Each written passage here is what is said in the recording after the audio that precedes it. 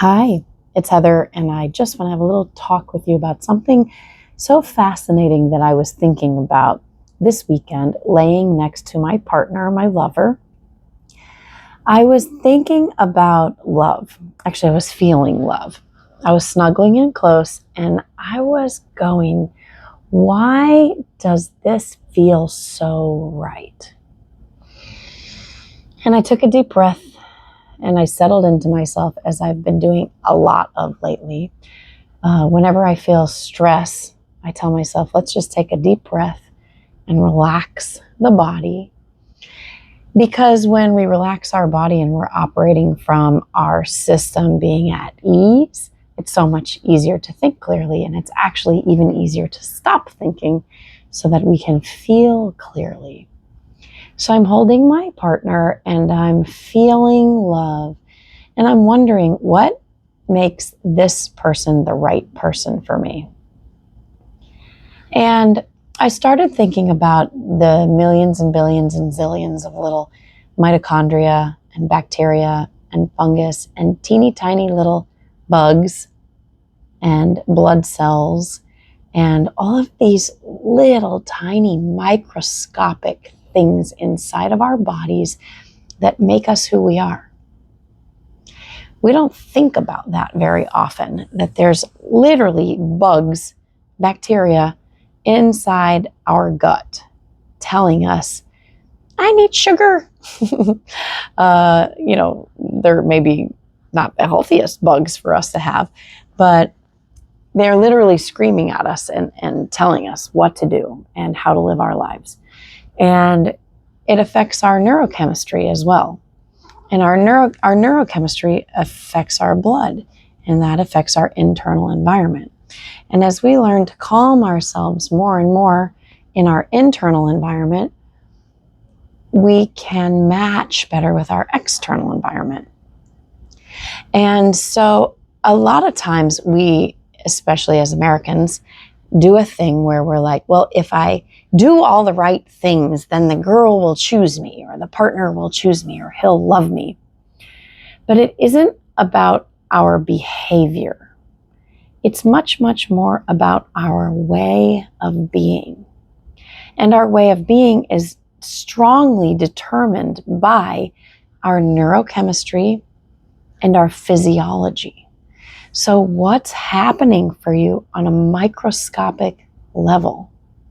And the craziest part is, as we start managing what's happening to ourselves on a microscopic level, we will literally start sending out messages to each other through pheromones, chemicals, bacteria.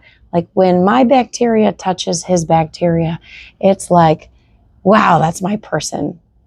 And there's literally nothing you can do to change that. You can. There's a lot of things you can do. There's a lot of personal development that you can do. You can exercise differently. You can breathe differently. You can calm your system down differently. You can eat different foods. You can interact with different people.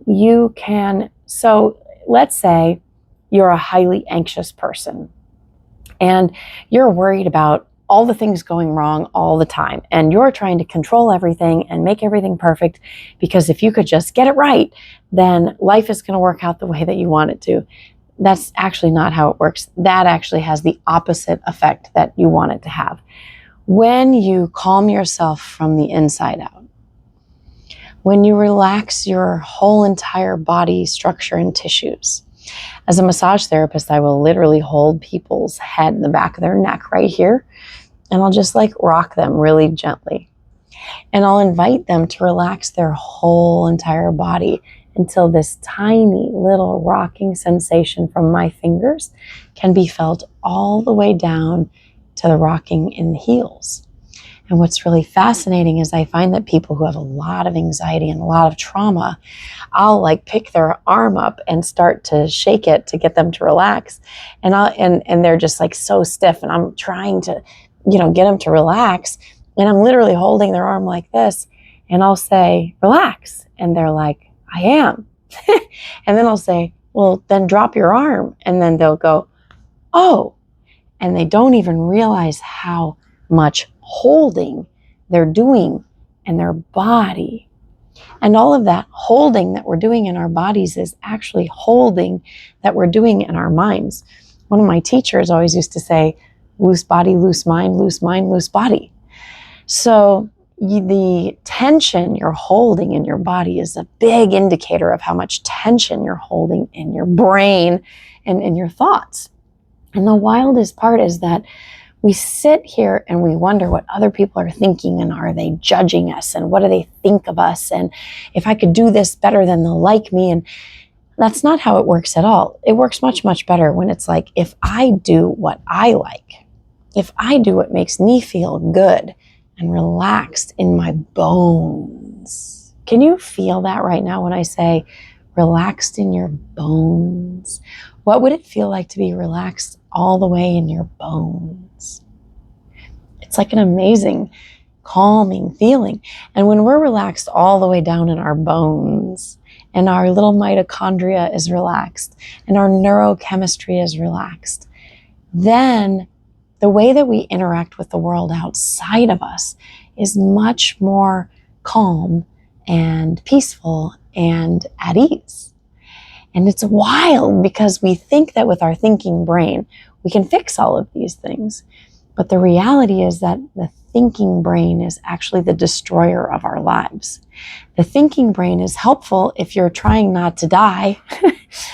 But if you use it for anything other than extreme cases where you might die, you're probably going to get yourself into some trouble, especially the thinking brain that comes up with all the doom and gloom scenarios.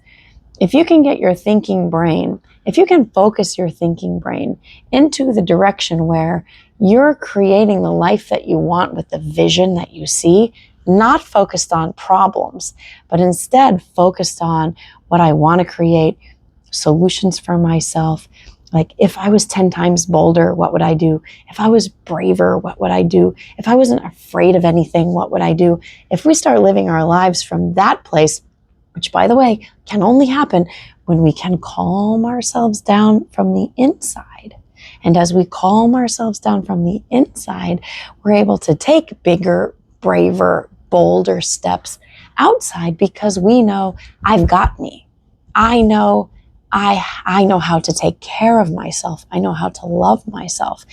And as I love myself and support myself with myself, and I say, Heather, you got to go to bed on time, and you need to brush your teeth every night, and you need to take care of yourself and eat the right foods and exercise and all the things that I do to take care of myself. The more boundaries I have with myself, the more I refuse to let other people cross my boundaries. And it's wild, because I can teach you, as a life coach, I can teach you boundaries, how to set a boundary. The hardest part about learning how to actually set a boundary is internally, I don't feel valuable enough to set the boundary. Inside, I would rather take care of you than me, because I think I'm going to get you to love me if I do it that way. And what I'm actually doing is losing me in the process.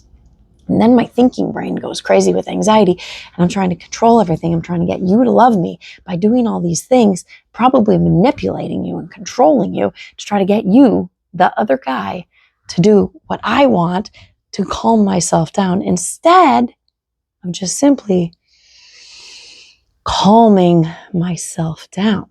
Now, it's much easier to co-regulate than it is to regulate alone.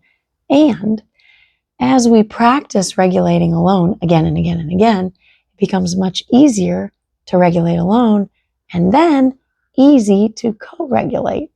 And then we discover which partners are really not regulating us, and we start to look for partners who are regulating us, because we're already calm and they're calm. And when we come together, it's like, oh, that's such relief. Thanks for listening today. I hope you pick something up, and I'll see you next time.